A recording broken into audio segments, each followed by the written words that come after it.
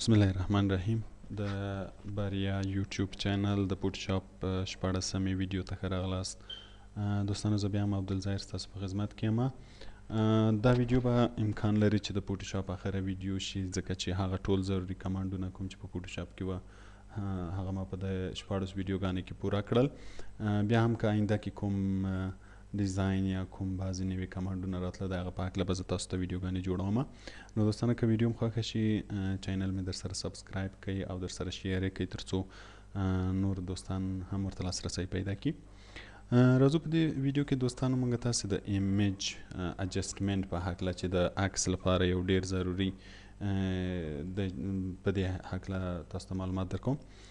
دوستان کله که زموږ عکس په رنګ لږ خراب وي، مثلا یا ډیر تور وي یا ډیر سپین وي یا نور رنګونه ولري، نو که غواړو چې دا عکس جوړ کړو بیا به راځو په ایمیج کې به موږ تاسې له اجسټمنټ نه استفاده کوو تر څو عکس اجسټ کړو کلر. نو په دې ځای کې موږ تاسې درې نور اجسټمنټ لرو. یو د اجسټمنټ مینیو ده او تر څنګ یې دلته درې نور اجسټمنټ دي چې دا آټو دي. آټو مطلب اتوماتیک خپله جوړیږي، مثلا آټو ټون ده، آټو کانټراست ده، آټو کلر ده. آټو ټون تقریبا ټول رنګونه منظم کوي، اتوماتیک خپله عکس که تور وي سپینی وي، که سپین وي توره وي، د رنګو مقایسه یې خپله برابروي.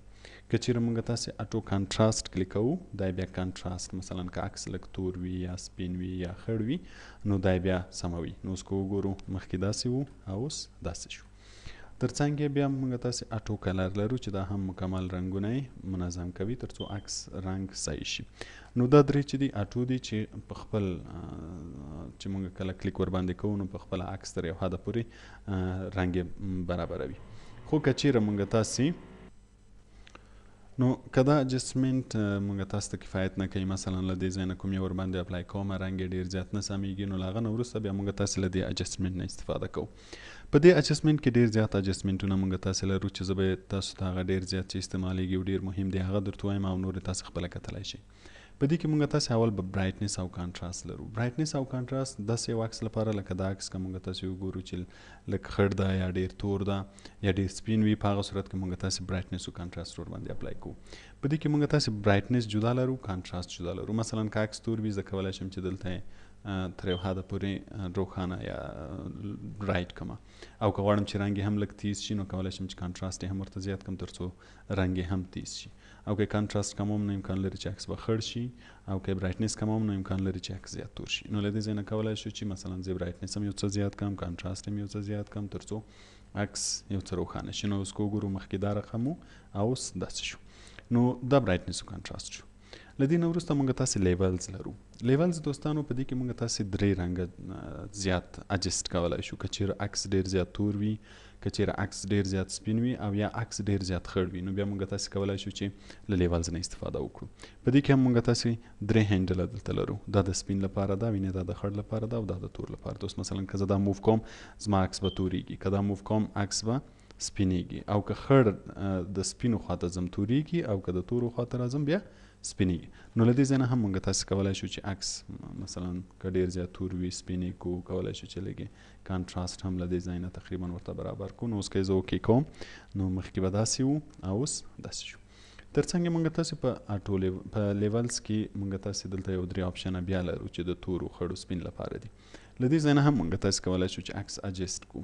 نو کله چې موږ غواړو عکس اجسټ کړو له دې طریقه، مثلا زه به د وایټ سیمپلینګ ټول کلیک کوم، په عکس کې چې کوم ځای سپین وي، په عکس کې چې کوم رنګ سپین وي هغه به کلیک کوئ. مثلا زه د سترګو دا ځای کلیک کوم چې دا رنګ یې سپین ده تر څو هغه ښه سپین شي. له دې نه وروسته مثلا ګرې، کوم رنګ چې لږ خړ وي ګرې وي، مثلا دا منطقې له ګرې دي زه به ګرې ور باندې کلیک کوم. او کوم چې تور وي بیا به په دې رنګ کلیک کوئ. مثلا زه د سترګو منځ دا ځای به کلیک کوم. نو چې کله یې تور صحیح شي، سپینې صحیح شي او خړ صحیح شي نو عکس په خپله یوه اندازه ښه شي. نو اوس که وګورو مخکې داسې وو او اوس داسې شو. نو له دې طریقه هم موږ تاسې کولی شو چې لیولز یې برابر کړو. د دې نه وروسته بیا کرفز لرو. په کرفز کې هم موږ تاسې همدا درې رنګونه تور سپین او خړ سمولی شو. که چېرته مثلا عکس وغواړم چې لږ مثلا تور کم یا لږ سپین کم، له دې ځای نه کولی شو چې کرف جوړ کړو چې عکس تور شي سپین شي یا هر رنګ چې غواړو هغه شي. مثلا زه که له دې خوا نه لږ لاندې راولم لږ به خړ شي، که یې دې خوا ته بوځم نو سپین به شي. او دلته هم موږ تاسې همدا درې هینډله لرو تر څو وکولی شو چې عکس که چیرې تور سپین وي یا ډېر زیات تور وي له دې ځای نه یې سره جوړ کړو. له دې نه وروسته اکسپوژر او وایبرنس او د هم بعضې تغییرات راولي. او هیو سچوریشن کې بیا موږ تاسې کولی شو چې د عکس رنګونه چینج کړو. مثلا که زه غواړم چې مختلف رنګونه ورکړم نو بیا کولی شم چې له هیو سچوریشن نه مثلا له هیو نه چې هر رنګ زه انتخابوم عکس به هغه رنګ انتخابوي. له دې ځای نه کولی شم چې کوم رنګ چې له دې ځای نه انتخابېږي هغه ډېر زیات سچوریټ کړم چې تیز ښکاره شي او یا یې لږ خیره کړم. او له دې ځای نه بیا لایټنس زیاتولی شم چې لایټ شي او که ډارک شي. ډارک هم کولی شو او لایټ هم کولی شو. دا هیو سچوریشن شو. که بعضې وختونه موږ عکس کې غواړو چې مختلف رنګونه وازمویو نو بیا هیو سچوریشن نه استفاده کوو. بل پکې کلر بیلنس ده. کلر بیلنس کې موږ تاسې کلر بیلنسولی شو. مثلا که عکس غواړو چې لږ سور شي نو کیدای شي چې د سور خواته راشو، او که غواړو چې لږ سایان شي د سایان خواته راشو. مثلا لږ گرین شي، لږ میجنټا شي، یا صرف لږ بلو شي یا یلو شي. نو هر کلر چې غواړو هماغه کلر پکې زیات کم کولی شو. بل پکې بلیک اینډ وایټ ده. که غواړو چې بلیک اینډ وایټ چک کې پوټو فلټر ده چې موږ تاسې دلته مویلی وو، که یې ورباندې اپلای کوئ. چینل میکسر همداسې انورډ چې تور سپین شي، سپین تور شي، هر رنګ مخالف شي. دا هم بعضې اجسټمنټونه دي. خو په دو کې چې بیا ډېر زیات استعمالیږي شیډو اینډ هایلایټس ډېر زیات استعمالیږي. کله چې یو عکس لږ شیډو یا تاریکي یا سایه ولري نو موږ تاسې له دې نه استفاده کولی شو. کله چې زه شیډو ورباندې اپلای کوم دی اتوماتیک یو څه سیټینګ خپله ورباندې اپلای کوي او عکس تر یو حده پورې هغه سیوری یې ترې ایسته کوي. نو له دې ځای نه بیا موږ تاسې کولی شو چې سیټینګ یې وکړو تر څو یې لږ کم او زیات کړو. زه مثلا د شیډو اماونټ لږ زیاتوم چې شیډو نور هم ختمه شي یا لږ ختمه شي. هایلایټ شي، لږ سپینوالی پکې پیدا شي یا هایلایټ کم شي. نو له دې ځای نه کولی شو چې شیډو هایلایټ یې برابر کړو. نو اوس که زه ګورم مخکې په دې ډول و او اوس په دې ډول شو. نو دا زموږ ستاسې د عکس اجسټمنټونه شول چې موږ تاسې کولی شو چې عکس رنګ هر رقم خراب وي له دې ځای نه یې اجسټ کړو. په دې کې بعضې نور هم دي. مثلا ډي سچوریټ که غواړو چې عکس تور سپین ښکاره شي، ماچ کلر، ریپلیس کلر، یو رنګ په بل رنګ بدل کړو. دا اپشنونه هم دي چې تاسې خپله ځان سره وګورئ ورباندې پوه به شئ. له دې نه وروسته بیا مهم کمانډ پکې امیج سایز ده. کله چې موږ غواړو چې د یو عکس سایز زیات کړو یا یې کم کړو نو بیا به له دې ځای نه استفاده کوو. اوس دا عکس چې موږ تاسې خلاص کړی د پرسنټیج په حساب 88.9% دلته ښکاري. یعنې که زه چېرته دی غواړم چې یو ځای کې اپلای کړم، مثلا په ډیسکټاپ باندې یا په فیسبوک یا په نورو ځایو کې دی نه استفاده وکړم نو دا به بیا 100% ښکاري. یعنې که زه دا یو څه زوم کړم نو اوس ګوره 100% شو. نو بیا به دی په هر ځای کې چې زه له ده نه استفاده کوم دی به دومره ښکاري. نو که چېرته دا ډېر غټ وي، مثلا زه دی نه په یو ویب سایټ کې یا کوم ځای کې استفاده کوم، که چېرته ډېر غټ وي او یا ډېر وړي نو بیا زه له دې ځای نه یې سایز چینجولی شم. امیج سایز ته به راځو. له دې ځای نه ویټ اور هایټ او کولی شو ریزولوشن یې ورته چینج کړو. که غواړو چې اوورال ویټ اور هایټ ټول زیات شي نو کولی شو چې ریزولوشن یې ورته بدل کړو. مثلا زه ورته 3.5 کوم. نو اوس که زه دا اوکې کړم نو عکس به ریزولوشن هم زیات شي او لږ نسبتا ګوره غټ هم شو. نو که غواړو چې عکس غټ کړو غټولی شو، او که غواړو چې عکس وړ کړو وړ.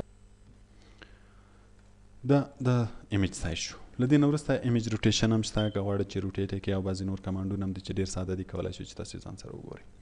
بیا راځو په ایډیټ مینیو کې هم بعضې ساده کمانډونه چې په نورو پروګرامو کې تاسې استفاده ترې کړې شته. خو دلته کې یو څو نور کمانډونه چې ډېر زیات ضروري دي او اضافه شوي دي چې په هغه کې اول پاپي ټریپ ده او پرسپیکټیو ریپ ده. دوه ته راځو. پاپي ټریپ موږ تاسې څه وخت استفاده کوو؟ که چېرته یو عکس ولرو، مثلا دا یو عکس ده، مثلا یا یې لاسونه لږ کاږه راغلي یا پښې، یا غواړو چې پکې تغیرات راولو نو بیا موږ تاسې کولی شو چې د پاپي ټریپ په کمک باندې مثلا زه لاسونه ته تغییر ورکړم یا پښو ته یا رقم چې کوم. خو پاپي ټریپ نه مخکې اوس مثلا دا عکس د بیکګراوند لري او ټول په یو لیر کې ده، نو که یې زه جدا کړم نو دا به ډېر ښه شي. مثلا لاک یې ختم کړم او بیکګراوند کلر یې سلیکټ کړم او ترې ډیلیټ یې کړم چې صرف دی پاتې شي. نو اوس وینې صرف دی پاتې شو. اوس که زه راشم پاپي ټریپ ورباندې اپلای کړم دی به ګوره داسې جال جال غوندې شکل ځان ته اختیار کړي. اوس به راشو پکې بعضې نقطې به جوړې کړو په هر ځای کې چې موږ تاسې غواړو چې په هغه ځای کې تغییرات راشي نو هلته به نقطې پیدا کړو. بالخصوص مثلا انسان کولی شي چې مثلا سر هر طرف ته حرکت ورکړي. نو زه کولی شم چې دلته یو نقطه جوړه کړم تر څو یې سر ته حرکت ورکړم. مثلا لاسونه یې په دوه ځایو کې کولی شي چې حرکت وکړي. لاسونه یې په دې ځای کې حرکت کولی شي، په دې ځای کې کوم ځای کې چې لاسونه حرکت کولی شي زه کولی شم چې هلته بعضې پوینټونه اډ کړم. مثلا دلته یو پوینټ اډ کړم، دلته مثلا پښې په دې ځایو کې حرکت کوي. نو چې هر ځای کې زه پوینټ اضافه کوم هلته زه کولی شم چې بیا عکس ته تغییر ورکړم. مثلا زه سر ته اوس راشم دا پوینټ زه کولی شم چې ګوره سر یې لږ اخوا دېخوا ته کړم ځکه چې ما دا پوینټ جوړ کړی. کولی شم چې لرې ونږدې یې کړم. مثلا دا لاس یې ده زه له دې ځای نه کولی شم چې وښورم، یا مثلا له دې ځای نه ورته لاس وښورم، یا له دې ځای نه لاس ورته وښورم. نور هرې نقطې نه زه کولی شم چې د کومو ځای کې ما نقطې جوړې کړي دي په هغه ځای کې لاسو ته تغییرات ورکړم. مثلا که یو نقطه دلته بله هم جوړه کړم نو کولی شم چې د دې ځای نه هم تغییر ورکړم. مثلا له دې خوا نه نو کولی شم چې عکس مثلا دا پښه یې ده له دې ځای نه تغییر ورکړم، یا مثلا دلته یو پوینټ جوړ کړم له دې ځای نه هم تغییر ورکړم. نو که چېرته غواړو چې په عکس کې دغسې تغییرات راولو نو بیا به پاپي ټریپ اپلای کوو. کله چې د تغییرات ټول راوستل له دې ځای نه موږ تاسې کولی شو چې اوکې هم کوو او بیرته کانسل هم کوو. که چېرې زه اوکې کلیک کوم عکس به له دې حالت نه دې حالت ته اوړي. دې شي ته پاپي ټریپ وایي. له دې نه وروسته بیا موږ تاسې پرسپیکټیو ریپ لرو. دا موږ تاسې هغه وخت استفاده کوو که چېرته داسې یو عکس ولرو چې مثلا پکې یو تعمیر وي او غواړو چې موږ تاسې پکې تغییرات راولو. مثلا دا یو تعمیر ده، زه غواړم چې دا مخی لږ عکس ته راوړاندې شي یا دا مخی لږ راوړاندې شي، نو بیا کولی شو چې پرسپیکټیو ریپ ټول نه استفاده وکړو. کله چې دا کلیک کوو په دې کې موږ تاسو ته دوه آپشنه راځي، یو لیاوټ راځي یو ریپ راځي. لیاوټ کې موږ تاسو باید اشکال جوړ کړو. مثلا زه په دې ځای باندې داسې یو شکل جوړوم چې د تعمیر دغه مخه زه غواړم چې داسې لږ بیا دې خواته راوړم. مثلا په دې ځای کې داسې یو نقطه یا په تقریبا دومره ورباندې جوړه کړمه تعمیر سره چې بیا دا مخه یې لږ رانږدې کړم. مثلا دا یې دا طرف شو، یو شکل به بل دې خواته بل جوړ کړم دې طرف ته یې هر طرف چې یې غواړم دا دغه سره خپله ونښتو. مثلا دا یې زه لږ زر جوړم، تاسې بیا دقیق جوړ کړئ. مثلا دا نقطه مې جوړې کړې. نو اوس که زه چېرته دلته ریپ کلیک کړمه، اوس زه کولی شم چې تعمیر له دې ځای نه داسې واړوم. مثلا زه وایم چې دا منطقه یې لږ ډېره زیاته رامخته شي کامرې ته، دا منطقه یې مثلا لږ نور هم شاته شي، ګوره، تر څو دا تعمیر دا مخه یې زیاته کامرې ته ښکاره شي او هغه مخه یې کمه ښکاره شي. یا مثلا دا منطقه یې ډېره ښکاره شي، هغه منطقه یې کمه ښکاره شي. اوس مثلا دې خواته یې واړوم تر څو دا منطقه لږ ډېره ښکاره شي او هغه منطقه یې لږ کمه ښکاره شي. نو که چېرته غواړو چې په عکس کې دغه رقم تغییرات راولو نو بیا به موږ تاسې پرسپیکټیو ریپ نه استفاده کوو. کله چې عکس اوس مثلا زه عکس غواړم چې په همدې حالت پاتې شي نو بیا به زه دلته اوکې کلیک کوم. او که بیرته په دې لیاوټ کې تغییرات راولم نو بیا کولی شم چې لیاوټ کلیک کړم او بیا په دې کې تغییرات راولم. او که مې غوښتل چې په همدې حالت پاتې شي نو که چېرې زه اوکې کلیک کړم عکس به په دې حالت پاتې شي. نو اوس که وګورو عکس مخکې داسې و او اوس داسې شو. نو دا دوستانو ټول هغه کمانډونه د فوټوشاپ شول چې ډېر زیات استفاده ترې کېږي. نو خدای دې وکړي چې دوستانو دا ویډیو هم خوښه شوي وي. که هم خوښه شوي وي بیا هم چینل در سره سبسکرایب او ویډیو در سره شیر کړئ. نو تر بلې ویډیو پورې ښه وخت.